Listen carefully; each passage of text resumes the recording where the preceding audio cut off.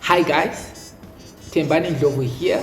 Welcome to our first ever video on this brand new channel called Inspired Thoughts. Now we're going to look at some very interesting things today, which are the 5 reasons why the Bible is reliable. Number 1, consistency.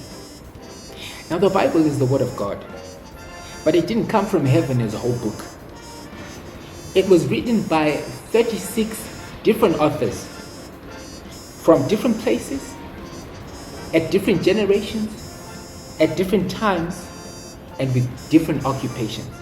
The Bible was written in a period of over 1,000 years, and yet the message in all of the books is the same and perfectly sound.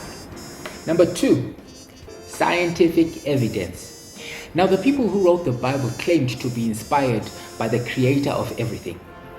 Basically, they were claiming that since they are acquainted with the creator of everything, they know how everything works.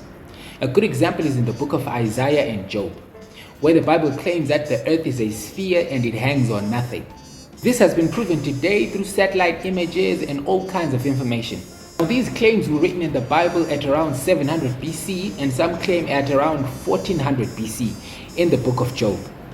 Aristotle, a Greek philosopher, only discovered this and proved it in 350 BC, which is 400 years later. 400 years later.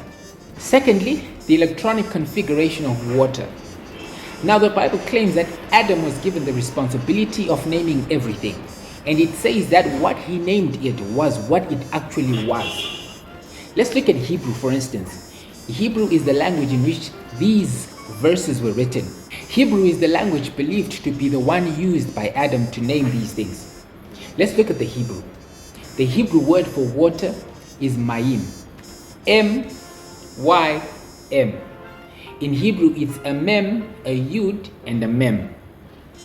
Now, this word is what water actually is. Let's prove it.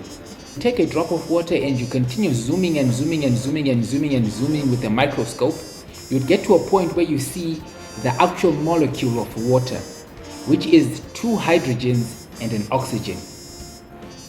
Now, the word in Hebrew for water looks exactly like a molecule of water. Number 3, fulfilled prophecy. Now, the Bible has over 1,800 prophecies, and over 75% of those prophecies have been fulfilled. 300 prophecies were fulfilled by Jesus on his own. The manner in which Israel became a nation in 1948 was prophesied. The manner in which Israel became a nation in 1948 was prophesied. Number 4, the Bible can make you successful. Now, let's look at the people who actually read and believe in the Bible. Are they successful? You bet. Take a look. Jewish people make up about 2% of the American population, and yet they have the vast majority of them on the Forbes list of the most wealthy people in America. Take a look at Bible-believing Christians. The Bible was written in Hebrew, Aramaic, and Greek, and it calls Christians the children of light. In Hebrew, the word for light is knowledge, and the word for ignorance is darkness. So the children of darkness equals ignorant. The children of light equals knowledge. If you take your phone right now and Google the most educated religion in the world, it will show you Judaism and Christianity.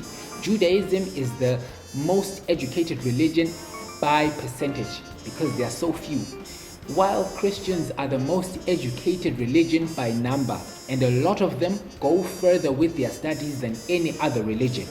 Christians are more educated than Hindus, they are more educated than Muslims, they are more educated than atheists.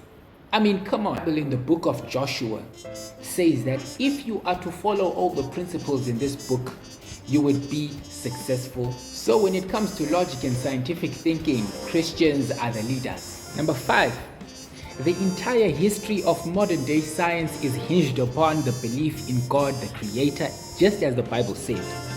The Bible actually calls people who reject God as people who reject knowledge. Albert Einstein, the great scientist, said, "The more I study science, the more I believe in God."